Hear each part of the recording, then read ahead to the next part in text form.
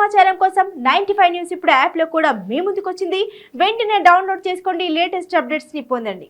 తెలంగాణ ముఖ్యమంత్రి చంద్రశేఖరరావు దేశంలో ఇతర రాష్ట్రాలకు వెళ్లి డబ్బులు సహాయం చేయడంతో రాష్ట్రంలో రాజకీయ రగడ మొదలైంది.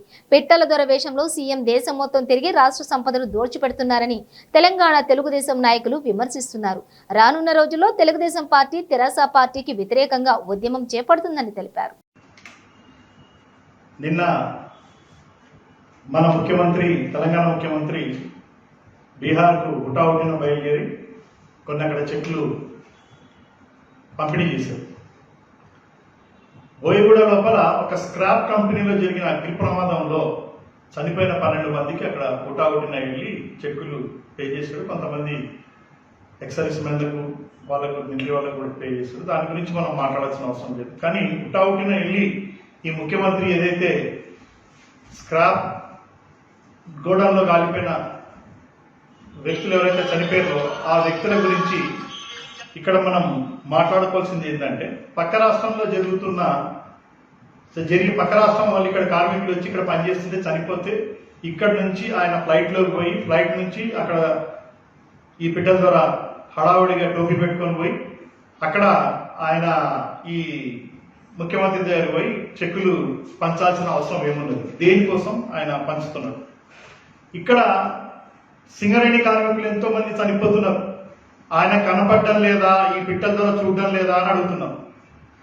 అంటే వాళ్ళకు రైతు బీమా లేదు, రైతుల గురించి వాళ్ళు ఏది రైతు బంధు ఇస్తున్నారని కంటి తుడుపుకు మాట్లాడుతున్నాడే తప్ప వాళ్లకు రైతులకు రుణాలు మాఫీ చేశాడా, పావులా వడ్డీ ఇస్తా అన్నాడు, ఇచ్చాడా? ఏమీ లేవు. అన్ని మాయమాటలు చెప్తున్నాడు ఈయన. ఈ పిట్టల దొరకు ఒక గన్ను తక్కువైంది. ఆయన సంఖ్యలో ఒక గన్ను పెడితే ఈ ముఖ్యమంత్రికి సేమ్ పిట్టల దొర ఉన్నట్టే ఉంటాడు. ఈయన నిరుద్యోగులు ఎంతో మంది ఇక్కడ చనిపోతున్నారు. పూర్వం మన తెలంగాణలో తెలంగాణ కోసం ఓయూ విద్యార్థులు 1400 మంది చనిపోతే దాంట్లో 300-400 మందికి కంటి తుడుపుగా ఇచ్చి వాళ్ళ కుటుంబాలను ఆదుకుంటా అని మోసం చేసిన ఈ మోసగాడు మన ముఖ్యమంత్రి. అంతేకాకుండా మన రాష్ట్రంలో ఎంతో మంది రైతులు ఈయన పరిపాలనలో 8 సంవత్సరాలు అయితే 8,200 మంది రైతులు చనిపోయారు. వాళ్ళ గురించి నువ్వు పట్టించుకున్నావా? లేదే. ఇల్లు కూడా లేని మనిషి పోయి వీధులు ఊడ్చాడు.